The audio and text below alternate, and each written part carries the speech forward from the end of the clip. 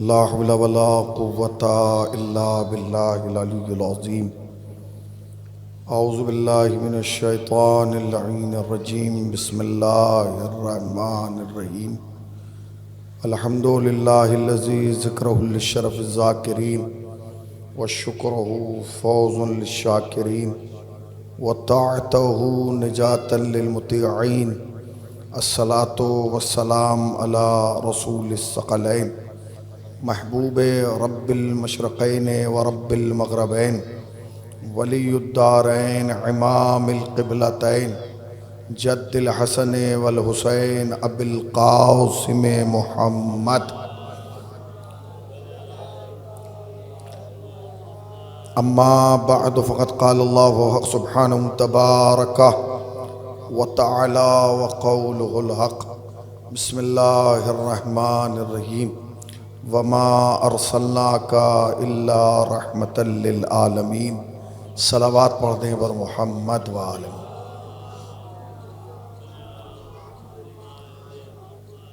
حاضرین فرش عزا اور صاحبان ولا، ایک مرحوم کے سال ثواب کے لیے مجلس عزا بعنوان مجلس چہلم برپا کی گئی ہے، اور ہم اور آپ جمع ہوئے ہیں ان کے اہل خانہ کو تعزیت پیش کرنے کے لیے اور صبر کی تلقین کرنے کے لیے۔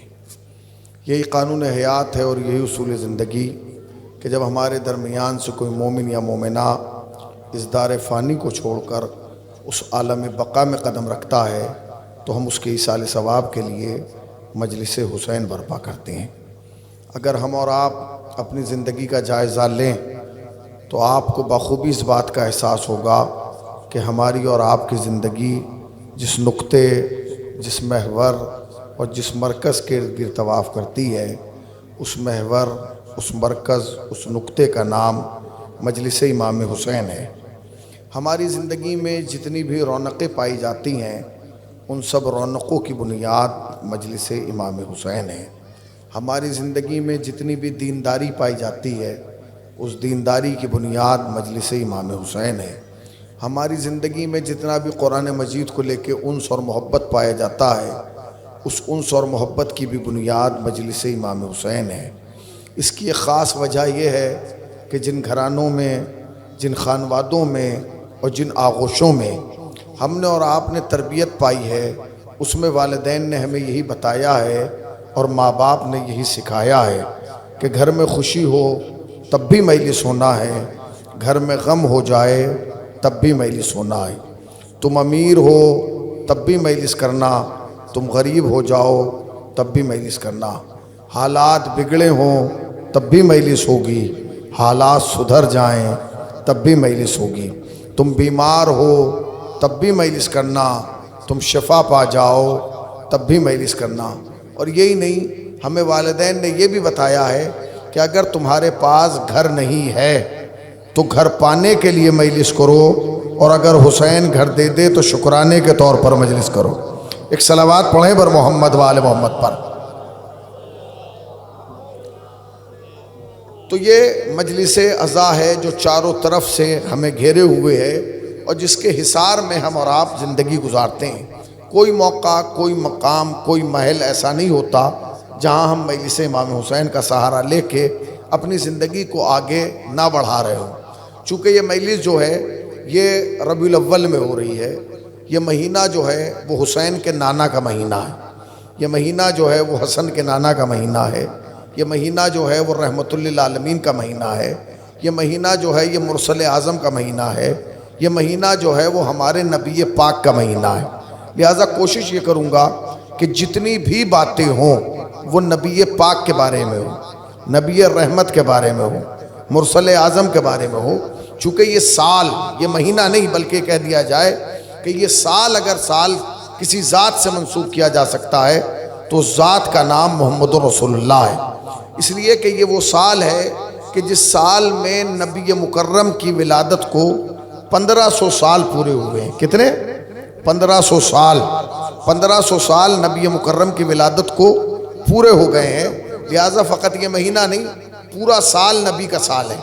آپ کو جب موقع ملے نبی کے لیے بزم سجائیے، آپ کو جب موقع ملے نبی کے نام پر مجلس کیجئے، آپ کو جب موقع ملے نبی کا تذکرہ کیجئے، آپ کو جب موقع ملے، خصوصاً جو ہماری انجمن ہائی ماتمی ہیں وہ اپنے اوپر یہ فرض کریں کہ اس سال میں چونکہ 1500 سال ہوئے ہیں نبی کی ولادت کو، لہٰذا اپنی اپنی جانب سے ایک سیمینار، ایک کانفرنس کی جائے تاکہ دنیا کو پتہ چلے کہ خالی وہ رسول کو نہیں مانتے، ہم بھی رسول کو مانتے ہیں۔ یہ پیغام جانا چاہیے، متوجہ رہیے گا۔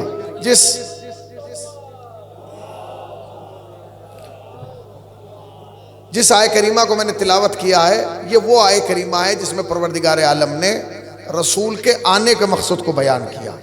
وَمَا أَرْسَلْنَاكَ إِلَّا رَحْمَةً لِّلْعَالَمِينَ، ہم نے تو آپ کو بھیجا ہی نہیں، ہم نے آپ کو ارسال کیا ہی نہیں، ہم نے آپ کو لوگوں کی طرف نہیں بھیجا مگر یہ کہ عالمین کے لیے رحمت بنا کر بھیجا۔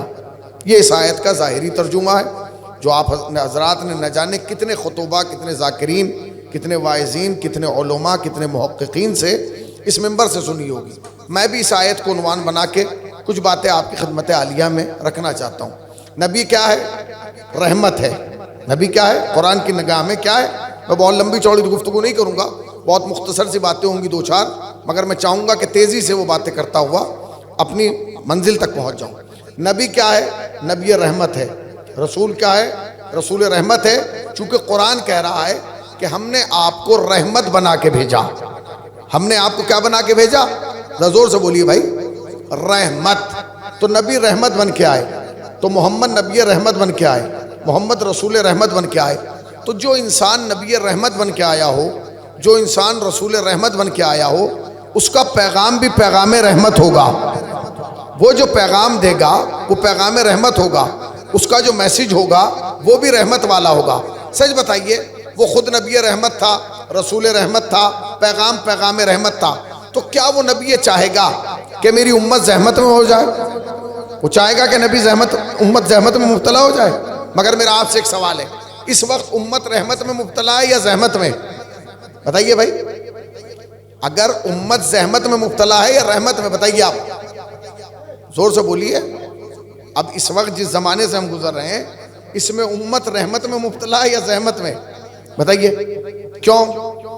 زحمت کی دلیل کیا ہے؟ زحمت کی دلیل یہ ہے کہ ابھی چند دنوں پہلے آپ نے دیکھا ہوگا کہ ایک ملک نے دنیا کے تمام مسلم ممالک کو بلایا اور بلا کے کہا اب کیا ہوگا؟ یہ زحمت کی دلیل ہے۔ یہاں جمع کرنا اس بات کی دلیل ہے کہ اب تک ہمارے پاس کوئی رہبر نہیں ہے، ہمارے پاس کوئی لیڈر نہیں ہے۔ اگر لیڈر ہوتا تو یہ دن دیکھنا نہ پڑتا، اس لیے کہ جن کے پاس لیڈر تھا اور جن کے پاس رہبر تھا، دنیا نے دیکھا نہ وہ کل دشمن سے گھبرائے تھے، نہ آج گھبرا رہے ہیں اور نہ آئندہ گھبرائیں گے۔ صلوات پڑھیں پر محمد والے محمد پر۔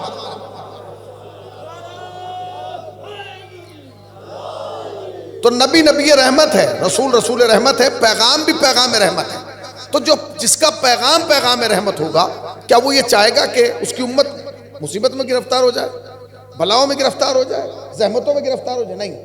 تو پھر سوال یہ پیدا ہوتا ہے کہ جب وہ پیغام رحمت چھوڑ کے گیا تو امت زحمت میں کیوں مبتلا ہو گئی؟ زحمت میں مبتلا اس لیے ہو گئی چونکہ امت ٹکڑوں میں بٹ گئی۔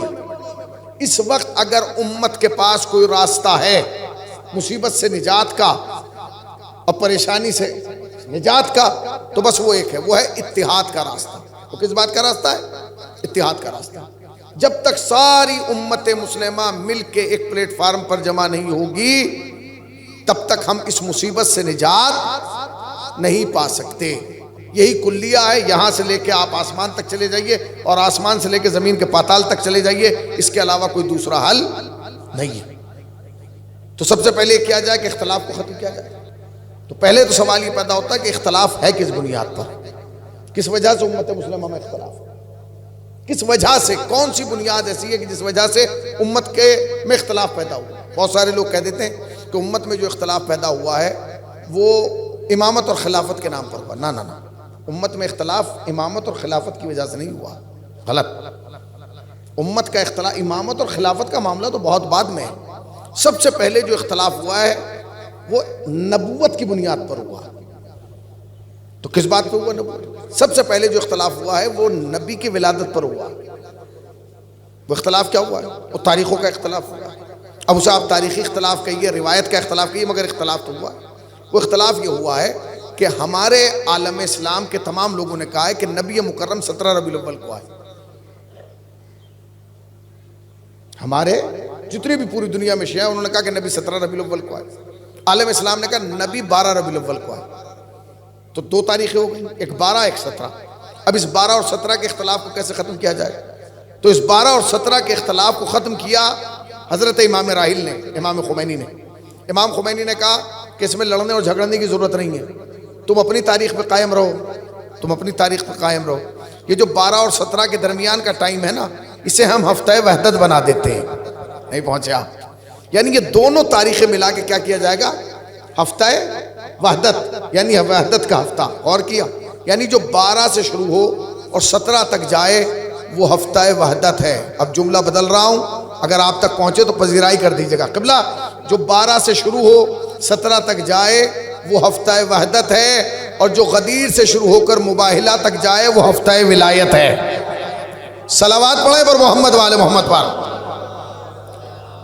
اختلاف کی بنیاد کیا ہے؟ سب سے پہلے اختلاف کس بات پہ ہوا؟ رسول اللہ کی ولادت پہ۔ وہ ولادت پہ کیا اختلاف ہوا؟ ولادت پہ اختلاف یہ ہوا کہ ہمارا کہنا یہ ہے کہ نبی مکرم مرسل اعظم احمد مجتبیٰ محمد مجتبیٰ اس کائنات میں جس تاریخ میں آئے وہ 17 تاریخ ہے۔ 17 میں آئے اور 28 صفر میں گئے، یہی تاریخ ہے۔ 17 میں آئے اور 28 میں گئے۔ عالم اسلام کا کہنا ہے نہیں، نبی آئے بھی 12 میں اور نبی گئے بھی 12 میں۔ امام خمینی نے بیچ کا راستہ نکالا، تم اپنی تاریخوں پہ قائم رہو، تم اپنی تاریخوں پہ، اور اس ہفتہ وحدت بنا دو۔ مگر اتحاد اس وقت تک ممکن نہیں ہے جب تک ایک آدمی اپنی تاریخ نہ چھوڑے۔ یا تو آپ چھوڑ دیجئے، ہم چھوڑ دیں۔ آپ چھوڑیں گے نہیں، ہم ہی چھوڑ دیتے ہیں۔ چلیے ہم ہی آپ کی تاریخ مان لیتے ہیں کہ نبی 12 کو آئے اور نبی 12 کو گئے، مگر کل کہیں ایسا نہ ہو کہ یہ مسئلہ بڑا پیچیدہ ہو جائے، اس لیے کہ آپ نے آج تو کہہ دیا کہ نبی آئے بھی 12 کو اور نبی گئے بھی 12 کو، مگر کل پوری آنے والی قوم کو بتانا پڑے گا کہ میری قوم کے جوانوں سنو، نبی وہ ہوتا ہے جو نہ بغیر 12 کے آتا ہے اور نہ بغیر 12 کے جاتا ہے۔ ہمارا عقیدہ نبوت یہ ہے، ہمارا عقیدہ نبوت یہ ہے کہ ہمارے یہاں نبی یہاں کے نہیں بنتا۔ عزیزان گرامی، چونکہ نبی منصوص من اللہ ہوتا ہے۔ کیا ہوتا ہے؟ نبی منصوص من اللہ ہوتا ہے۔ عالم اسلام کا نظریہ ہے کہ نبی یہاں کے بنتا ہے۔ ہمارا عقیدہ یہ کہ نبی یہاں کے نہیں بنتا، نبی وہاں سے بن کے آتا ہے۔ مثلا ہمارا عقیدہ یہ نہیں ہے، ہمارا عقیدہ یہ کہ نبی یہاں کے نہیں بنتا، رسول یہاں کے نہیں بنتا، امام بھی یہاں کے نہیں بنتا۔ نبی وہاں سے بن کے آتا ہے، رسول وہاں سے بن کے آتا ہے، اور امام بھی وہیں سے بن کے آتا ہے۔ دنیا میں کوئی نہیں بنتا، وہیں سے بن کے آتا ہے، چونکہ منصوص من اللہ ہوتا ہے۔ اچھا، اب ہمارے یہاں 3 چیزیں ہیں، ایک نبی ہے، ایک امام ہے اور ایک معصوم ہے۔ ہمارے یہاں جب بچے کو مکتب میں پڑھایا جاتا ہے تو 3 چیزیں پڑھائی جاتی ہیں، پنجتن 5، امام 12 اور معصوم 14۔ اب یہ جو 14 ہیں، ان 14 میں 5 والے بھی شریک ہیں اور 12 والے بھی شریک ہیں۔ تو جب آپ نے پنجتن 5 اور امام 12 بتا دیے تھے تو پھر یہ کیوں بتایا کہ معصوم 14 ہے؟ یہ کوئی الگ سے گنوانے کی بات؟ کہا جی نہیں، اس میں یہ پتہ چلے گا کہ معصوم ایک ایسی پوسٹ کا نام ہے کہ جس میں امامت بھی شامل ہے اور نبوت بھی شامل ہے۔ اس کا مطلب یہ ہے کہ ہمارا عقیدہ یہ ہے کہ ہم جسے نبی مانتے ہیں اسے معصوم مانتے ہیں، جسے رسول مانتے ہیں اسے معصوم مانتے ہیں، جسے امام مانتے ہیں اسے معصوم مانتے ہیں۔ اب معصوم کسے کہتے ہیں وہ بھی سمجھ لیجئے۔ 7ویں امام سے کسی نے سوال کیا، مولا یہ بتائیے معصوم کسے کہا جاتا ہے؟ معصوم، تو آپ نے فرمایا معصوم منصوص من اللہ ہے۔ امام موسیٰ کاظم نے کیا فرمایا؟ معصوم منصوص من اللہ ہے۔ انہوں نے کہا جی ٹھیک ہے۔ دوسری علامت کیا ہے؟ کہ دوسری علامت یہ ہے کہ جب ایک معصوم جاتا ہے تو دوسرے کی تائید کر کے جاتا ہے۔ یہ شرف بھی صرف ہمیں حاصل ہے کہ ہمارے یہاں جب نبی گئے تو علی کی تائید کی، علی گئے تو حسن کی تائید کی، حسن گئے تو حسین کی تائید کی، حسین گئے تو سجاد کی تائید کی، سجاد گئے تو باقر کی تائید کی، باقر گئے تو جعفر کی تائید کی، جعفر گئے تو کاظم کی تائید کی، کاظم گئے تو رضا کی تائید کی۔ یعنی ایک جا رہا ہے اور دوسرا تائید کر کے جا رہا ہے۔ اور کا ایک معصوم کی علامت یہ ہے کہ ایک معصوم نماز پڑھتا ہے، دوسرا پڑھ کے بتاتا ہے کہ معصوم ہے۔ اس لیے کہ ہماری لغت میں معصوم غیر معصوم کے پیچھے نماز نہیں پڑھ سکتا۔ ہماری لغت میں معصوم غیر معصوم کے پیچھے نماز نہیں پڑھ سکتا۔ یہ بھی شرف ہمیں حاصل ہے کہ نبی نے پڑھائی، علی نے پڑھی، علی نے پڑھائی، حسن نے پڑھی، حسن نے پڑھائی، حسین نے پڑھی، حسین نے پڑھائی، سجاد نے پڑھی، سجاد نے پڑھائی، باقر نے پڑھی، باقر نے پڑھائی، جعفر نے پڑھی، جعفر نے پڑھائی، کاظم نے پڑھی، کاظم نے پڑھائی، رضا نے پڑھی۔ آج تک دنیا ہم سے پوچھتی ہے عیسیٰ اب تک زندہ کیوں ہیں؟ یہ تو قدرت بتائے گا، کیونکہ نظام اللہ نے بنایا ہے۔ اللہ نے کہا عیسیٰ آ جا، تاکہ جب آخر میں آ کے زہرا کا بیٹا پڑھائے تو مریم کا بیٹا پڑھے۔ صلوات پڑھیں پر محمد والے محمد والے۔ زہرا کا بیٹا پڑھائے گا۔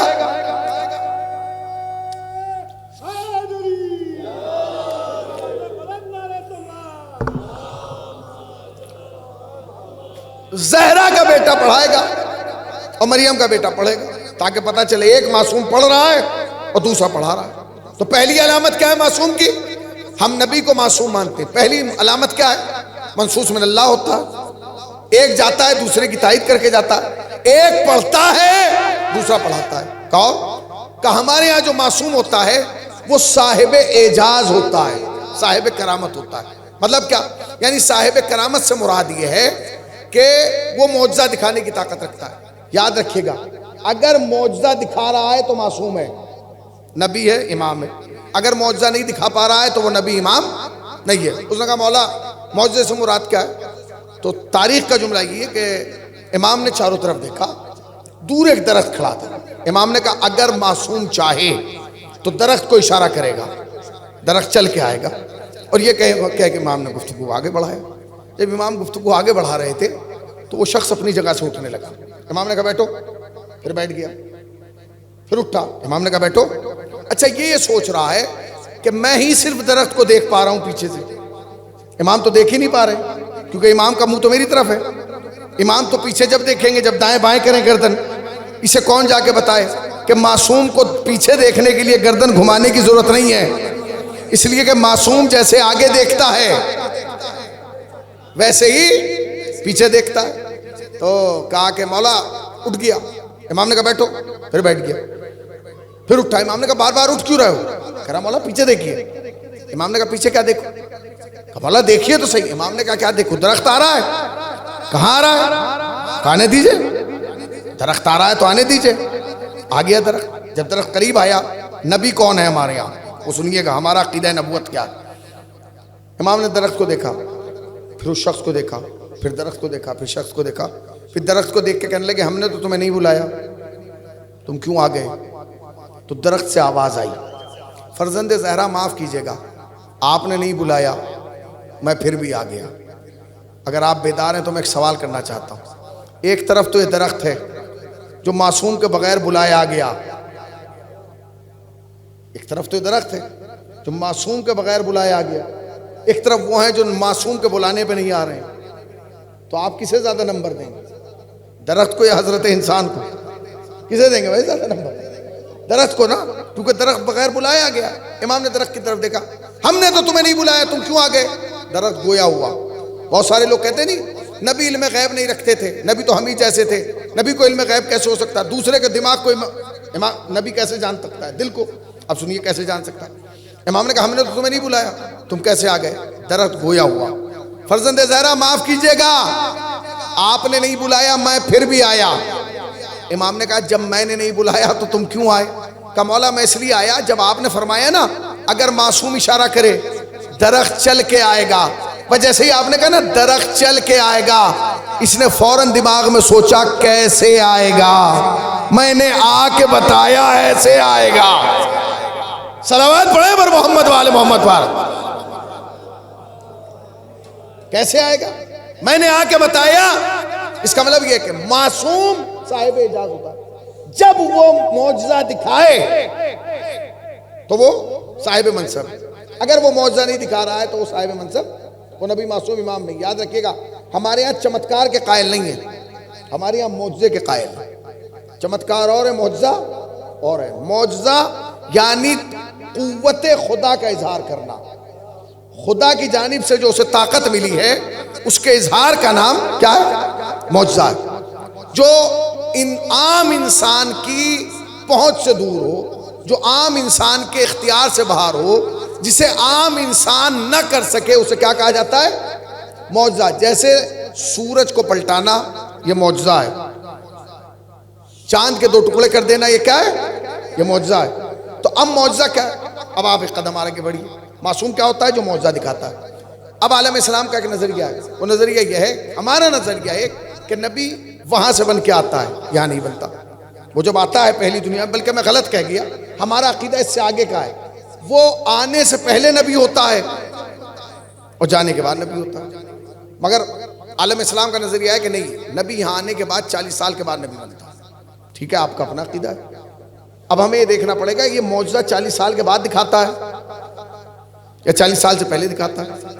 اس لیے کہ اگر منصب دار ہے تو معجزہ بتائے گا کہ اس کے پاس پاور ہے کہ نہیں۔ اگر پاور والا ہے تو معجزہ دکھائے گا، اور اگر پاور نہیں ہے تو معجزہ نہیں دکھائے۔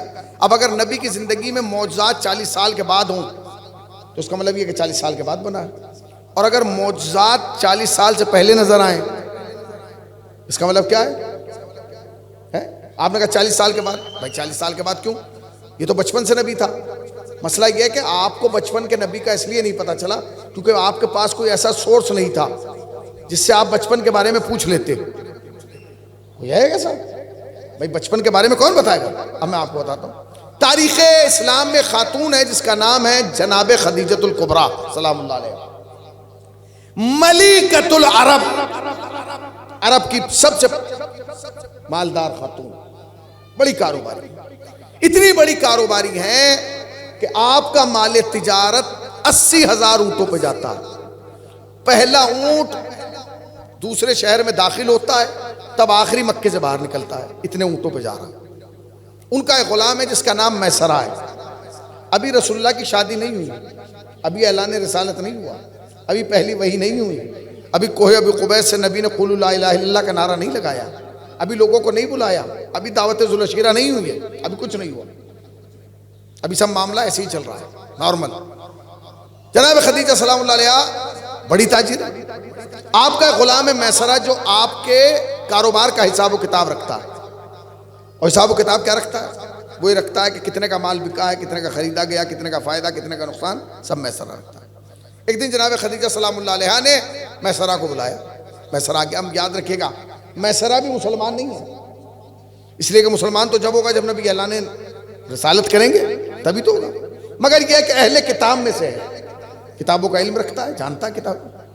جناب خدیجہ سلام اللہ علیہ نے بلانے کے بعد کہا کہ میسرہ یہ بتاؤ کہ اب یہ اگلا قافلہ کب جانا ہے؟ تو میسرہ نے کہا کہ بی بی تقریباً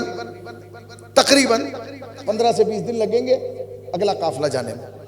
تو کہا کہ اب یہ جو اگلا قافلہ جا رہا ہے اس میں قافلہ سالار تم نہیں ہو۔ تو میسرہ نے ہاتھوں کو جوڑ لیا، بی بی کیا کوئی خطا ہو گئی، کوئی کوتاہی ہو گئی؟ کہا نہیں، اس بار جو قافلہ جا رہا ہے اس میں قافلہ سالار تم نہیں ہو۔ کہا پھر کون ہے؟ کہا ابو طالب کا بھتیجا ہے۔ میں غور کیا، ابو طالب کا بھتیجا ہے۔ یاد رکھیے گا جس کا ہم کلمہ پڑھتے ہیں نا اسے دنیا عرب میں لوگ محمد کے نام سے نہیں ابو طالب کے بھتیجے کے عنوان سے پہچانتے تھے۔ ٹھیک ہے، میسرہ نے کہا ٹھیک ہے۔ قافلہ جانے کا وقت قریب آیا، 2-3 دن جب رہ گئے تو میسرہ پھر آیا۔ آنے کے بعد کہا بی بی میں جان کی امان چاہتا ہوں، آپ سے ایک بات کرنا چاہتا ہوں، بتاؤ میسرہ۔ کہا بی بی میری گزارش یہ ہے کہ آپ نے ساری ذمہ داری تو ابو طالب کے بھتیجے کو دے دی، حساب و کتاب خرید اور فروخت سب وہ کریں گے، تو میں جا کے کیا کروں گا؟ تو کہا کیوں؟ کہا میں جا کے کیا کروں گا، 2.5-3 مہینے اپنے خراب کروں گا، لہٰذا بی بی مجھے اجازت دے میں نہ جاؤں۔ تو جناب خدیجہ نے کہا کہ میسرہ تم سے کس نے کہا کہ تمہارا کوئی کام نہیں ہے؟ کہا بی بی سارا کام تو ان کو دے دیا۔ کہا نہیں، کام ختم نہیں ہوا، صرف ڈیوٹی بدل گئی، صرف ڈیوٹی بدل گئی۔ کہا کیا؟ کہا پہلے جاتے تھے مال کی تجارت کی وجہ سے، اس بار جاؤ گے محمد کی زیارت کی وجہ سے۔ تم اس لیے جاؤ گے کہ یہ دیکھو کہ محمد کی طرز حیات کیا ہے۔ میسرہ نے کہا ٹھیک ہے۔ قافلہ چلا گیا، 3.5 مہینے کے بعد قافلہ آیا۔ جب معجزہ دکھائے تب کیا ہے؟ صاحب منصب ہے۔ 3.5 مہینے کے بعد جب قافلہ آیا میسرہ پھر جناب خدیجہ سلام اللہ علیہ کے پاس آیا۔ جناب خدیجہ سلام اللہ علیہ نے کہا میسرہ گئے تھے؟ کبھی بھی گیا تھا۔ کہا میسرہ کیسا پایا؟ کبھی بھی کسے؟ کہا محمد کو، ابو طالب کے بھتیجے کو۔ اب جو تاریخ کے جملے ہیں وہی سنا رہا ہوں آپ کو۔ میسرہ نے ہاتھوں کو جوڑ کے کہا بی بی محمد کے بارے میں نہ پوچھیے۔ کہا کیوں نہ پوچھوں؟ کبھی بھی مت پوچھیے۔ کہا کیوں نہ پوچھوں؟ تمہیں ڈیوٹی یہی دی تھی، بتاؤ کہ محمد کو کیسا پایا۔ اگر جملہ آپ تک پہنچے تو اس کی حفاظت کر لیجئے گا۔ کہنے لگے بی بی محمد کے بارے میں نہ پوچھیے۔ کہا کیوں نہ پوچھوں؟ کہا اگر پوچھنا چاہتی ہیں تو بس ایک جملے میں سن لیجئے۔ کہا کیا؟ کہا یہ جو محمد ہے نا یہ ہم جیسا نہیں ہے، یہ محمد جو ہے یہ ہم جیسا نہیں ہے۔ کہا میسرہ محمد ہم جیسا کیوں نہیں ہے؟ کبھی بھی آپ کو نہیں پتا، میں ان کے ساتھ رہا ہوں 3.5 مہینے، میں نے دیکھا ہے یہ ہم جیسا ہی نہیں۔ کہا کیوں؟ کہا جس گلی سے گزرتا ہے، جس راستے سے گزرتا ہے 2 دن راستے سے خوشبو آتی ہے۔ کہا اچھا؟ کہا جس مکان میں بیٹھتا ہے 2 دن مکان سے خوشبو آتی ہے۔ کہا اچھا؟ کبھی بھی آپ نے دیکھا ہے جب یہ درخت کے قریب سے گزرتا ہے درخت اس کی تعظیم میں جھکنے لگتے ہیں۔ بی بی اکیلا نہیں چلتا، اس کے سر پر ابر کا ایک ٹکڑا سایہ کر کے چلتا ہے۔ اور کبھی بھی سنیے کمال ہے اس کا۔ کہا کیا؟ کبھی بھی آپ نے محمد کو دیکھا ہے؟ درمیانہ قد ہے، نہ دراز قامت ہے نہ پستہ قد ہے۔ کہاں میں نے دیکھا ہے درمیانہ قد ہے۔ کبھی بھی بس یہی کمال ہے کہ نہ اس کا قد زیادہ لمبا ہے نہ قد زیادہ چھوٹا ہے، مگر بی بی اس کا کمال یہ ہے کہ اگر یہ ہزاروں کے مجمع میں بھی کھڑا ہوتا ہے تو سب سے اونچا نظر آتا ہے، سب اس کے سامنے پستہ قد نظر آتے ہیں، یہ سب سے اونچا نظر آتا ہے۔ اچھا میں سر کہا اور کبھی بھی سنیے 3.5 مہینے میں قافلہ آیا، سب کے ناخون بھی بڑھے سب کے بال بھی بڑھے، مگر بی بی کمال ہے نہ ان کا ناخون بڑھا نہ ان کا بال بڑھا۔ اچھا میسرہ کو تو بال بڑھتا ہوا نظر نہیں آیا، میں نے اپنی آنکھ سے بال بڑھتا ہوا دیکھا اپنی ان آنکھوں سے۔ چلیے لکھنؤ کے بغل میں ایک شہر ہے کچوچا شریف، وہاں جاتے ہیں لوگ، 13 رجب کو رسول اللہ کے بال کی زیارت کرائی جاتی، ہم بھی گئے وہاں۔ وہ ایک بال لا کے رکھا انہوں نے، کہا یہ رسول اللہ کا بال ہے، اسے چوم لیجئے۔ میں نے کہا کیسے مانوں کہ رسول اللہ کا بال ہے؟ اس نے کہا ہمارے پاس دلیل ہے۔ میں نے کہا دلیل کیا ہے؟ کہنے کہ یہ عام آدمی کا بال ہے ہی نہیں سکتا، رسول اللہ کا بال ہے۔ میں نے کہا رسول اللہ کے بال کی دلیل کیا ہے؟ کہنے کہ آج آپ اپنا بال توڑ کے رکھیے اور 10 سال بعد آئیے گا، مثلاً 2025 میں رکھا 35 میں آئیے گا، جتنا بڑا توڑ کے آج رکھیں گے نا اتنا ہی بڑا 10 سال کے بعد ملے گا۔ مطلب کیا؟ یعنی بال اس وقت تک بڑھتا ہے جب تک جلد سے جڑا رہے، جہاں جلد سے جدا ہوا اس کی حرکت، اس کی رشد، اس کا بڑھنا ختم ہو گیا۔ تو میں نے کہا پھر؟ کہنے لگے یہ تو امریکہ کے لوگ اس پہ ریسرچ کر رہے ہیں کہ کیسا بال ہے جو جلد سے الگ ہو کے بھی بڑھ رہا ہے۔ میں نے کہا مولا تیرا احسان ہے، کم سے کم برسوں کے بعد دنیا کو پتا تو چلا کہ جس محمد کے بال میں اتنا دم ہے اس کی آل میں کتنا دم ہوگا۔ صلوات پڑھیں نا پر محمد وآل محمد پر۔ تو کیا کبھی بھی یہ ہم جیسا نہیں ہے۔ پھر کبھی بھی سب کا سایہ تھا، اس کا سایہ نہیں ہے، سب کا سایہ تھا، اس کا سایہ نہیں ہے۔ آپ جتنے یہاں بیٹھے ہیں سب کھڑے ہو گئے دھوم میں، سب کو آپ کا سایہ نظر آئے گا، سایہ نظر آئے گا، مگر نبی مکرم کا سایہ نہیں تھا، نبی مکرم کا سایہ نہیں تھا۔ علماء نے اپنی کتابیں بھر دی، مدارج النبوہ میں صفحے کالے کر دیے لکھ لکھ کے کہ نبی کا سایہ نہیں تھا، نبی کا سایہ نہیں تھا۔ کیوں نہیں تھا یہ تو تلاش کرو۔ اس لیے نہیں تھا کہ اگر نبی کا سایہ ہوتا تو نبی جیسا ہوتا، نبی جیسا ہوتا، نبی جیسا ہوتا۔ اللہ کو یہ برداشت نہیں تھا کہ نبی کا سایہ بھی نبی جیسا ہو، تو جس اللہ کو یہ برداشت نہیں تھا کہ نبی کا سایہ نبی جیسا ہو، اسے یہ کیسے برداشت ہوگا کہ نبی کا ہم سایہ نبی جیسا ہو۔ صلوات پڑھیں پر محمد وآل محمد پر۔ ایک اور صلوات پڑھ دیں پر محمد وآل محمد۔ تو نبی مکرم کی ذات، اچھا نبی کا سایہ نہیں۔ کسی نے 2 مصرے کہے تھے دنیا نے بہت ڈھونڈا محمد کا جواب، اور نا دنیا نے بہت ڈھونڈا محمد کا جواب۔ شعر سن لیجئے گا، شعر نہیں ہے پوری نعت ہے۔ دنیا نے بہت ڈھونڈا محمد کا جواب، ثانی تو بہت دور ہے سایہ نہ ملا۔ ثانی تو بہت دور ہے۔ عالم اسلام کے 73 فرقوں کو نبی کا سایہ نہیں ملا۔ جانتے کیوں نہیں ملا؟ چونکہ وہ نبی کا سایہ اپنے سایہ جیسا ڈھونڈ رہے تھے کہ جیسا ہمارا سایہ نظر آتا ہے ویسے نبی کا بھی ہوگا۔ انہیں نہیں ملا، ہمیں مل گیا، ہمیں مل گیا۔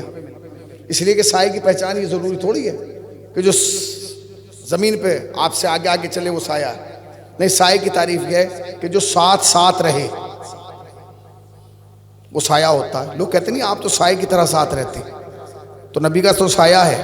دنیا نے بہت ڈھونڈا محمد کا جواب, ثانی تو بہت دور ہے سایہ نہ ملا. سایہ ملے رسول کا دنیا کو کس طرح, وہ تو سمٹ کے حیدر کرار بن گیا. صلوات پڑھیں نا پر محمد والے محمد والا. دیکھیے نبی کا اللہ نے سایہ نہیں بنایا. اب اس پہ کیوں, اب علماء اسلام نے اس پہ بحث کی اور بڑی خوبصورت بات رکھی ہے. انہوں نے کہا یہ اللہ نبی کا سایہ بنا دیتا, مگر سایہ بنا دیتا تو دو مشکلات ہوتی. اب ایک جملہ علماء اہل سنت کا ہے اور ایک جملہ علماء عرفان کا ہے, دونوں کا سن لیجیے.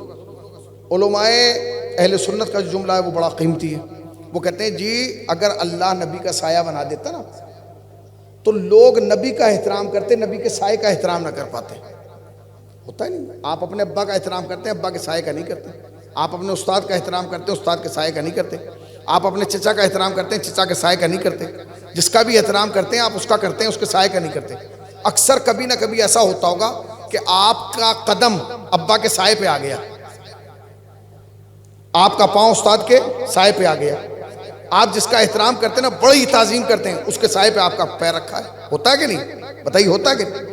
کہتے ہیں اگر اللہ نبی کا سایہ بنا دیتا تو یہی ہو جاتا. کسی دن کسی صحابی کے قدم نبی کے سائے پہ آ جاتے.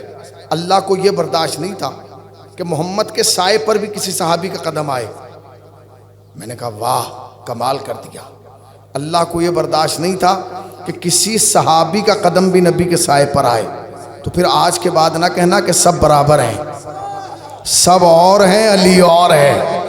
سب میں اور علی میں فرق یہ ہے کہ سب وہ ہیں جن کا قدم سائے پہ بھی برداشت نہیں ہے. علی وہ ہے جو دوش رسالت پہ کھڑا ہے. صلوات پڑھیں نا پر محمد والے محمد پر.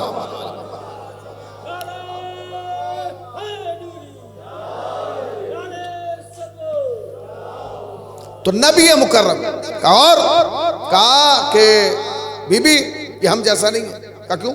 کہا جب ہمیں پیاس لگتی تھی انگلیوں کا اشارہ کرتے تھے, ان کی انگلیوں سے چشمے جاری ہو جاتے تھے, ہم سیراب ہو جاتے تھے. جب انہیں پیاس لگتی تھی ہمیں دوڑاتے تھے جاؤ ڈھونڈو. ہم گئے, ہم نے کنویں میں ڈول ڈالی, پانی نکالا. بی بی پانی تو تھا مگر کھارا تھا, پینے کے لائق نہیں تھا. ہم لوٹ کے ان کے پاس آئے. ہم نے کہا حضور پانی تو ہے مگر پینے کے لائق نہیں. انہوں نے کہا ہمیں لے کے چلو. ہم انہیں لائے. انہوں نے کنویں کی منڈیر پہ ایسے ہاتھ رکھا اور اپنا لعاب دہن کنویں میں پھینکا. بی بی ان کا لعاب کا کنویں میں گرنا تھا, پانی کی تاثیر بدل گئی. اتنا میٹھا ہو گیا کہ ایسا پانی نہ ہم نے کبھی پہلے پیا تھا نہ کبھی بعد میں پیا. یہ ہے نبی کے لعاب کا دم. یہ سوچو جس کا لعاب تاثیر بدل سکتا ہے اس کا لہو کیا کیا بدل سکتا ہے. جس کا لعاب تاثیر بدل رہا ہے, اگر اس کا لہو کہیں گر جائے گا, اور اس کا لہو جانتے کیا ہے, حسین منی و انا من الحسین. یہ کیا ہے؟ آج کل دیکھیے یہ ربیع الاول کا مہینہ ہے, اس میں کچھ ترانے چلتے ہیں, بڑے خوبصورت ہیں, مجھے بھی بڑا پسند ہے. ایک بہت مشہور ترانہ ہے جو چلایا جاتا ہے ربیع الاول میں, یثرب کے والی سارے نبی تیرے در کے سوالی. سنا ہے آپ نے؟ یثرب کے والی سارے نبی تیرے در کے سوالی. ہمارا عقیدہ یہ ہے, یثرب کے والی سارے نبی تیرے در کے سوالی. مگر پھر پوری امت پر واجب ہے کہ وہ در تلاش کریں جو یثرب کے والی کا ہے, اور اگر نہ ملے تو پھر ہمارے پاس آ جائیں. اس لیے کہ ہم نبی کو بھی پہچانتے ہیں اور نبی کے در کو بھی پہچانتے ہیں. نبی نے خود در کا تعارف کرایا, فرمایا انا مدینۃ العلم و علی بابها, یعنی نبی کے در کا نام علی ہے. نبی کے در کا نام علی ہے. اور کبھی بھی سنیے, جب رات میں سب سوتے تھے نا ہمیں تلاش کرنا پڑتا تھا کون کہاں سو رہا ہے, مگر بی بی کبھی ہمیں محمد کو تلاش کرنا نہیں پڑا. کہ کیوں؟ کہ جب یہ کالی چادر اوڑھ کے سوتے تھے ان کے بدن سے ایک نور نکلتا تھا اور نور نکل کے آسمان تک چلا جاتا. بی بی جہاں سوتے تھے وہاں سے لے کر آسمان تک ایک تار بن جاتا تھا, تار. ہم جب انہیں تلاش کرنا ہوتا تھا زمین پہ نہیں ڈھونڈتے تھے, آسمان میں دیکھتے تھے. بس جہاں سے تار آتا تھا وہیں جا کے محمد کو تلاش کر لیتے. چادر ہٹاتے تھے نیچے محمد ملتے تھے. بات ختم ہو گئی, مجلس تمام ہو گئی. نبی مکرم کے جسم کے 2 معجزے ظاہری طور پہ, یوں تو 28 معجزات وہ ہیں جو نبی مکرم کے جسم سے ظاہر ہوئے ہیں, اور 1500 معجزات وہ ہیں جو نبی مکرم نے دنیا کے سامنے پیش کیے 1500 معجزات مختلف کتابوں میں، مگر 28 معجزات وہ ہیں جو نبی کے جسم سے ظاہر ہوتے تھے۔ اس میں سے 2 معجزے بالکل واضح ہیں۔ پہلا معجزہ کیا ہے؟ جہاں نبی بیٹھتے تھے خوشبو آتی تھی، جہاں نبی سوتے تھے وہاں سے نور جاتا تھا، جہاں نبی بیٹھتے تھے وہاں سے خوشبو آتی تھی، اور جہاں نبی سوتے تھے وہاں سے نور جاتا تھا۔ یہ کتابوں میں صرف شیعوں نے نہیں لکھا، اسے علماء اہل سنت نے بھی لکھا کہ نبی کے جسم سے کیسی خوشبو آتی تھی جو بتاتی تھی کہ یہاں نبی بیٹھے ہوئے ہیں۔ اب ایک بہت بڑا مسئلہ ہے، نبی تو اس دنیا سے چلے گئے، نبی نے اس دنیا سے پردہ کر لیا۔ اب سوال یہ ہوتا ہے نبی کے بعد کسے مانا جائے، نبی کے بعد کس کی طرف رجوع کیا جائے؟ ہر آدمی نے کوئی نہ کوئی نام پیش کیا، فلاں کو مان لیجئے، فلاں کو مان لیجئے۔ بھیا جس کا دل جسے چاہے اسے مانے، مگر ہماری ایک شرط ہے، وہ شرط یہ ہے کہ اسے مانو جو نبی جیسا ہو۔ اب وہ کون بتائے گا کہ نبی جیسا ہے؟ میں بتاؤں گا، آپ بتائیں گے، مولانا بتائیں گے؟ نہ کسی کو بتانے کی ضرورت نہیں۔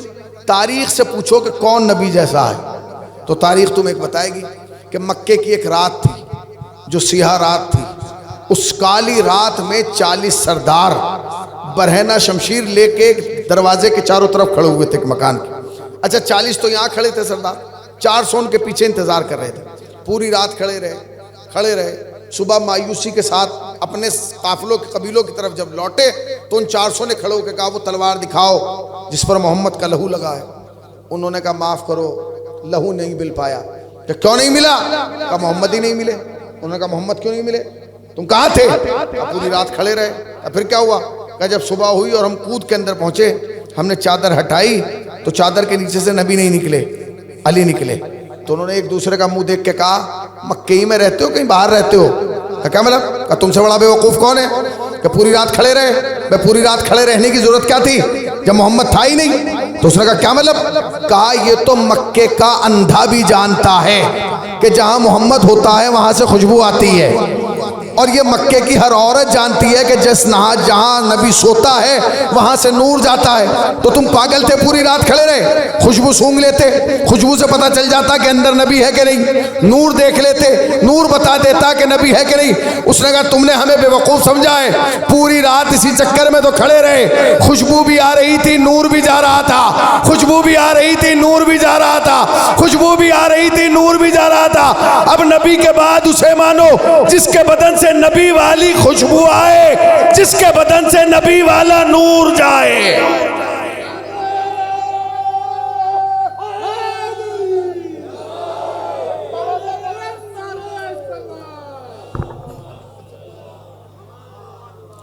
یاد رکھیے گا نبی رحمت ہے، ہماری جان قربان مرسل اعظم پر، ہماری کروڑوں سلام محمد مصطفیٰ احمد مصطفیٰ کی ذات پر۔ نبی کے بعد کسے مانا جائے؟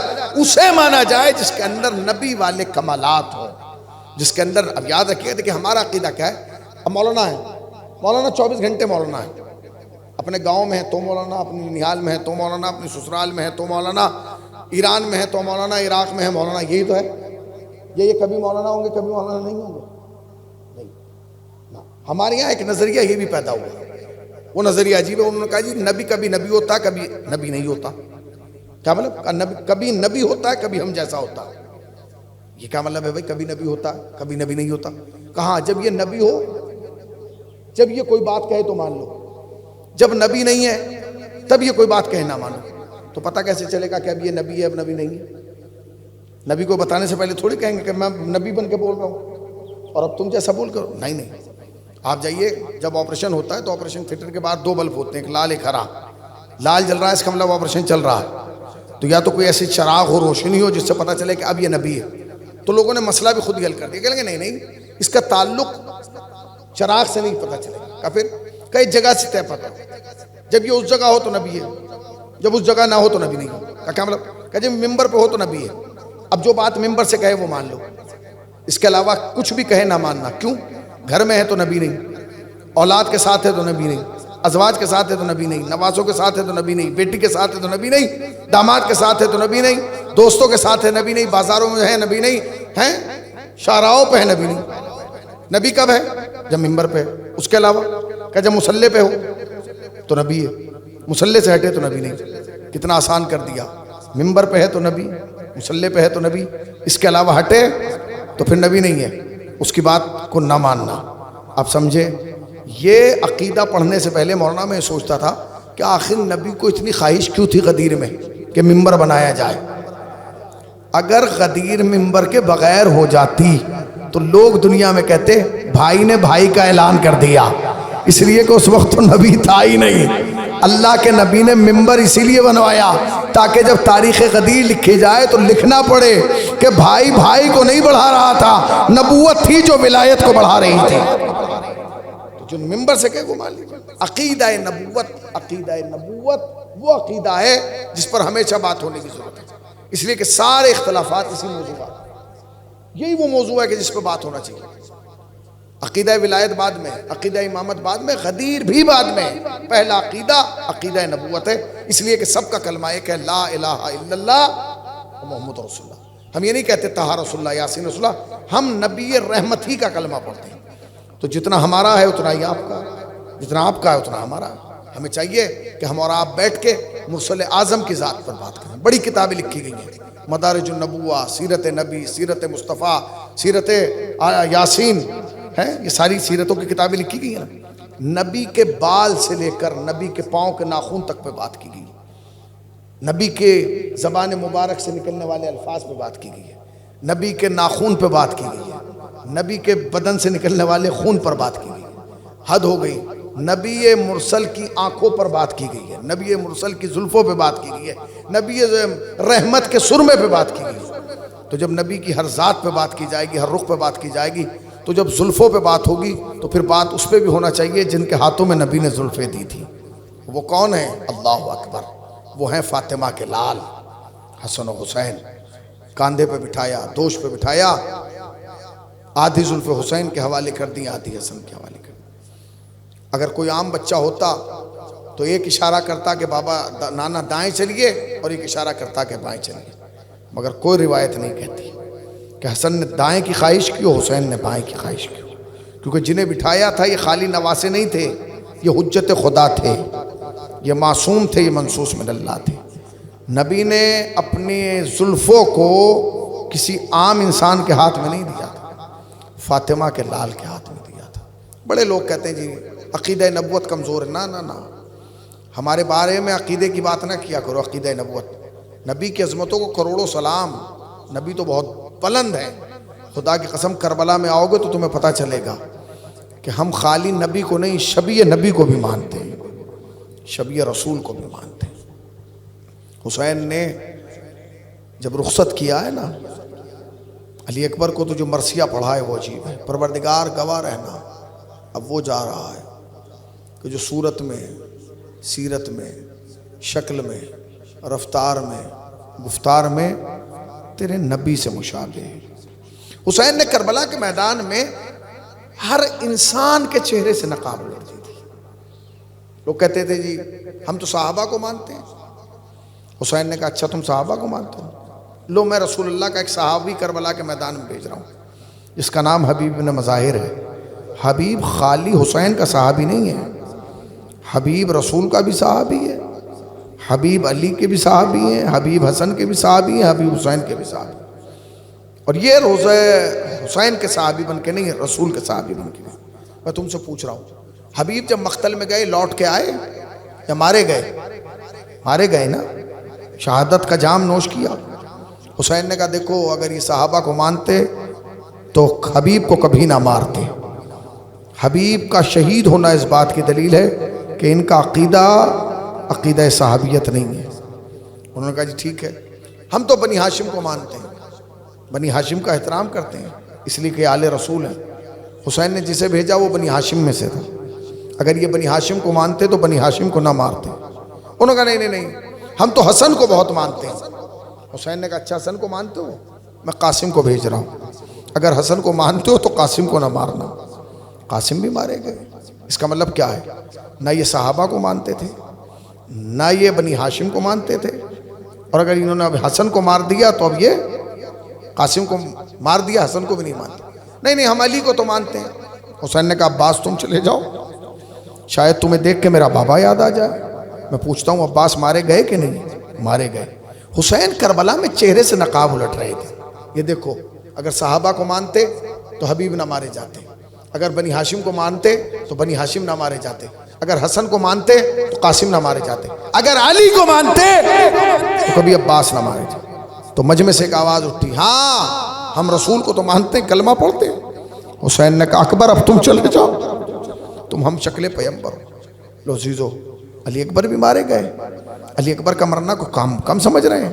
علی اکبر کو مارنے کی دلیل یہ ہے کہ یہ رسول کو بھی نہیں مانتے. تو اب حسین نے دائرہ اسلام تو ختم کر دیا نا بالکل. کون بچا ہے؟ نہ یہ رسول کو مانتے ہیں، نہ یہ علی کو مانتے ہیں، نہ یہ حسن کو مانتے ہیں، نہ یہ بنی ہاشم کو مانتے ہیں، نہ یہ اصحاب کو مانتے ہیں. اب ایک دائرہ بچا تھا جس دائرے کو دائرہ انسانیت کہتے ہیں. کل یہ کہہ سکتے تھے ہم انسانیت کے تو دائرے میں آتے ہیں. حسین نے کہا رباب اپنے اصغر کو لے آؤ تاکہ میں اس دائرے سے بھی باہر کر دوں. حسین علی اصغر کو لے کے میدان کربلا میں آ گئے. سچ بتائیے اگر کوئی انسان ہوتا کیا علی اصغر کو مارتا؟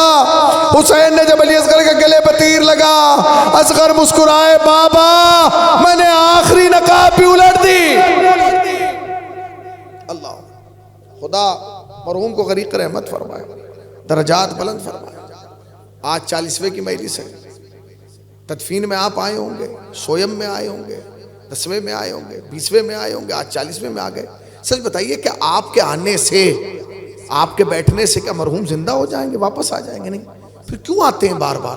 کہ مولانا ہمارے آنے سے جانے والا واپس نہیں آتا، مگر ہمارے آنے سے جو زندہ رہتے ہیں نا انہیں یقین ہوتا ہے کہ ہمارے غم میں یہ شریک ہیں، ہمارے دکھ میں شریک ہیں. خدا کی قسم حسین اتنے غریب تھے کربلا میں کہ کوئی دکھ میں بھی شریک نہ تھا. اسی لیے تو میر صاحب نے کہا عباس مر گئے، علی اکبر جدا ہوا، ہم سے کسی نے یہ بھی نہ پوچھا کہ کیا ہوا. اللہ اکبر. خانوادے کے بزرگ تھے، خانوادے کے سرپرست تھے، اپنے خاندان کے بزرگ لوگوں میں تھے. جب بزرگ جاتا ہے نا تو بہت دنوں تک اس کی کمی کھلتی ہے. یہاں بیٹھتے تھے، ایسے ہنستے تھے، ایسے بولتے تھے، ایسے مزاح کرتے تھے. یہ سب ہوتا ہے کہ نہیں؟ گھر کا بزرگ، اللہ اکبر، جب گھر کا بزرگ چلا جاتا ہے تو چھوٹے جو لوگ پیچھے رہ جاتے ہیں ان کی سمجھ میں نہیں آتا کیا کرتے ہیں، مگر یہ ہے کہ وہ کچھ چیزیں دیکھ کے بار بار روتے ہیں. بابا اس پلنگ پہ بیٹھتے تھے، بابا اس کرسی پہ بیٹھتے تھے. ہمارا بھائی یہی ہوتا ہے نا، یہ صرف تمہارا معاملہ نہیں ہے، بنی ہاشم کے ساتھ بھی یہی معاملہ تھا. جب سید سجاد کربلا سے لوٹ کے آئے نا، مدینے میں نہیں رہے، مدینے کے باہر ایک جگہ تھی جہاں سید سجاد نے رہنا شروع کیا.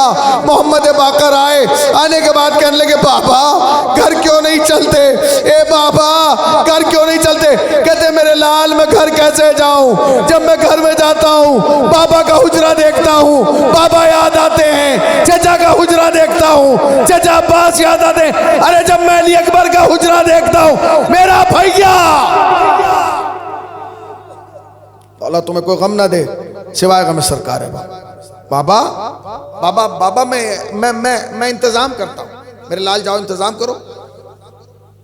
محمد باقر گھر آئے، کہتے ہیں اس مسند کو یہاں سے ہٹا دو. کہا کیوں؟ کہا جب میرا بابا یہ مسند دیکھے گا بابا یاد آئے گا. اچھا، مسند ہٹا دی گئی. ان حجروں کے سامنے سے چیزیں جا بجا کر دی گئی، بدل دی گئی. مثلاً یہ کرسی یہاں بچھی ہے، اسے یہاں کر دیا گیا تاکہ جب سید سجاد گھر میں آئیں تو چیزیں بدلی ہوئی نظر آئیں، پرانی یادیں نہ آئیں. پھر گئے بابا اب میں نے سب کچھ بدل دیا، اب چلیے بابا. اب وہ مسند وہاں نہیں بچھی جسے دیکھ کے بابا یاد آتے تھے. بابا اب وہ جناب علی اکبر کی ہو علامتیں میں نے سب ہٹا دی، بابا چلیے نا. سید سجاد نے باقر کا چہرہ دیکھا، پھر آسمان کی طرف دیکھ کے کہنے لگے میرے لال تو نے چیزیں ہی تو ہٹائی ہیں، یہ بتا کہ اما رباب گھر میں نہیں ہے. کہا میرے لال جب میں اما رباب کو دیکھوں گا، ان کی اجڑی ہوئی گود دیکھوں گا، مجھے اصغر یاد آئے گا. اے میرے لال جب سجاد فاطمہ کی حویلی میں جاتا ہے کلیجہ پھٹنے لگتا ہے، میرا بابا مجھے یاد آتا ہے، میرا بھائی مجھے سے عالم ظلم ایام انقلب ینقلب. پروردگارہ تجھے واسطہ محمد وآل محمد کا ہماری مختصر قلیل سی بات قبول فرما، سبب نجات تو شے آخرت قرار دے. میرے اللہ جس مرحوم کے سال ثواب کے لیے میری سزا برپا کی گئی ہے، فشار قبر، تنہائی قبر، خلوت قبر سے محفوظ فرما، درجات کو بلند سے بلند تر فرما، جوار معصومین میں جگہ عنایت فرما، حاضرین مجلس کو سال کے اندر اندر زیارت کربلا معلیٰ سے مشرف فرما۔ میرے اللہ تجھے واسطہ محمد آل محمد کا، یہ جتنے بیٹھے ہیں انہیں مانگنے کا طریقہ نہیں آتا، تجھے عطا کا سلیقہ آتا ہے، ان کی نیک دلی حاجات کو پورا فرما۔ میرے اللہ تجھے واسطہ محمد آل محمد کا، وارث زمان فرزند زہرا حضرت امام زمانہ کے ظہور میں تعجیل فرما۔ میرے اللہ دعاؤں میں ایک اہم دعا یہ ہے کہ اگر اس مجمع میں کوئی بیمار ہے یا ان کے متعلقین میں کوئی بیمار ہے، میرے اللہ بحق بیمار کربلا شفاء کاملہ اور صحت عاجلہ عنایت فرما۔ میرے اللہ جتنے بیٹھے ہیں انہیں مانگنے کا طریقہ نہیں آتا، تجھے عطا کا سلیقہ آتا ہے، ان کی نیک دلی حاجات کو پورا فرما، ہماری عاقبت بخیر فرما، عاقبت بخیر فرما، عاقبت بخیر فرما۔ میرے اللہ وارث کے ظہور میں تعجیل فرما، ہمیں سرکار کے آوان و انصار میں شمار فرما۔ ایک مرتبہ سورہ الحمد اور 3 مرتبہ سورہ اخلاص کی تلاوت فرما کر مرحوم امام علی صاحب کی روح کے لیے سال فرما، علی امام صاحب کی روح کے لیے سال، ابن رئیس حسین، اللہم صلی اللہ علیہ وسلم۔